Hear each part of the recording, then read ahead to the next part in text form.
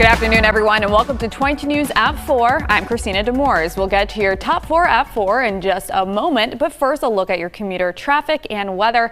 22 News Storm Team Meteorologist Brian Lapis is here with us this afternoon. Brian, how is the traffic and weather looking? You know what? Not too tabby, not too terrible, not too bad. That's good. So far, so good. Let's take a look, shall we? And we can show you what's happening here. Traffic is in pretty good shape. I-91 from Deerfield and Greenfield to Springfield is fine. The Mass Pike is also fine from the Berkshires to Auburn. There's a little slowdown on I-291 eastbound or northbound, where it merges with the Pike coming from the Springfield area. So keep that in mind. But otherwise, traffic is in pretty good shape. Let's take a look at temperatures right now. Low 70s just about everywhere. We've had some sunshine, but we've got some clouds in place right now. You can see the clouds kind of floating in here. And yes, there are a couple of raindrops around as well, at least on radar. And we do have the chance for a scattered light shower or sprinkle this afternoon and this evening. Brighter and warmer weather on the way, though, for the rest of the week. We'll update with our 22 News Storm Team Skycast. All right, thanks, Brian. 4 people from Connecticut have died after a small plane crash in Vermont yesterday. According to Vermont State Police, the plane was returning to Connecticut early that afternoon. Officials found no reports indicating that the aircraft was in distress or that it crashed. However, relatives of the victims reported the situation to police when the plane failed to return home as expected. Investigators located the wreckage around just after midnight in a wooded area just east of the airport in Ferrisburg. The bodies of the victims were brought to chief medical examiners in Vermont to determine the cause of death. And we have an update on the Sandra Birchmore case. The hearing of the former Stoughton police officer in connection to her death has been delayed. Former officer Matthew Farwell is facing federal charges for allegedly murdering 23-year-old Sandra Birchmore in 2022, then staging her death as a suicide. She was pregnant with his child when she died. Farwell is one of the 3 former officers accused of having inappropriate sexual relationships with Birchmore dating back to when she was just 15 years old. But that was reinvestigated after Birchmore's family filed a wrongful death lawsuit. His status hearing is now set for October 17th.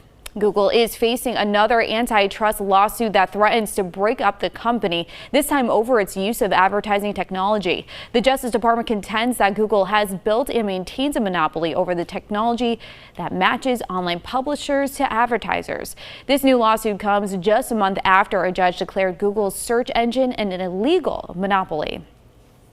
House Republicans have released their report on the U.S. withdrawal from Afghanistan. The report accuses the Biden administration of botching the 2021 pullout by reducing troop levels while keeping a large embassy staff in place and failing to prepare evacuation plans. According to experts and former officials, however, both former President Trump and Biden share responsibility for the debacle. Trump pulled more than 10,000 troops from Afghanistan after he agreed to a flawed pact with the Taliban, and Biden mismanaged the execution of the withdrawal itself. Now let's get another check of today's weather. 22 Storm Team Meteorologist Brian Lapis is here. How is it looking, Brian? I expect a brighter day here tomorrow and warming up as we head toward the middle and end of the week. So things are improving, and in the meantime, we have a couple of showers that are potentially going to move through here during the course of the evening hours. You can see them here on our 22 News Storm Team Skycast. I would not cancel any outdoor plans this afternoon or this evening, but be aware that there may be a couple of raindrops around. Notice 7 o'clock here this evening, scattered shower or 2. 9 o'clock we're dry, and then slighter chance of an overnight sprinkle or shower. And then by 6 o'clock here tomorrow morning, we're bright with temperatures in the 50s, noontime sunshine, a mostly sunny and breezy day tomorrow. High temperatures of 74 to 78. Again, we'll track the warming trend this week with our 22 News Storm Team forecast on 22 News at 5. Rapper Kendrick Lamar has been selected to headline the 2025 Super Bowl halftime show. The NFL announced he would host the show from Caesars Superdome in New Orleans on February 9th. In a statement, Lamar said he is looking forward to bringing hip-hop to the NFL's biggest stage. It's the same stage he performed on as a guest artist with Dr. Dre in 2022.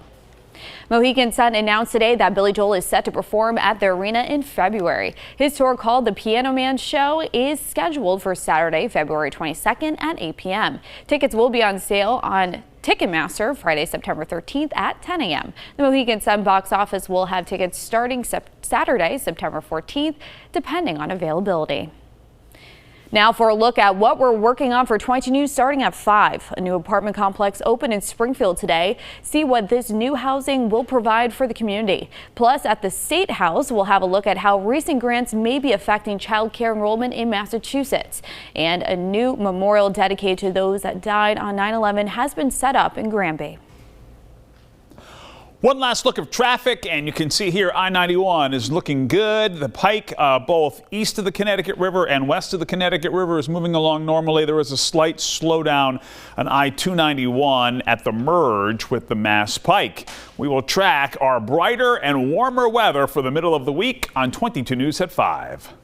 All right, thanks for joining us this afternoon for 22 News at 4. Join us on TV tonight starting at 5, and you can get all your local news and weather updates anytime on wwlp.com and the 22 News mobile app.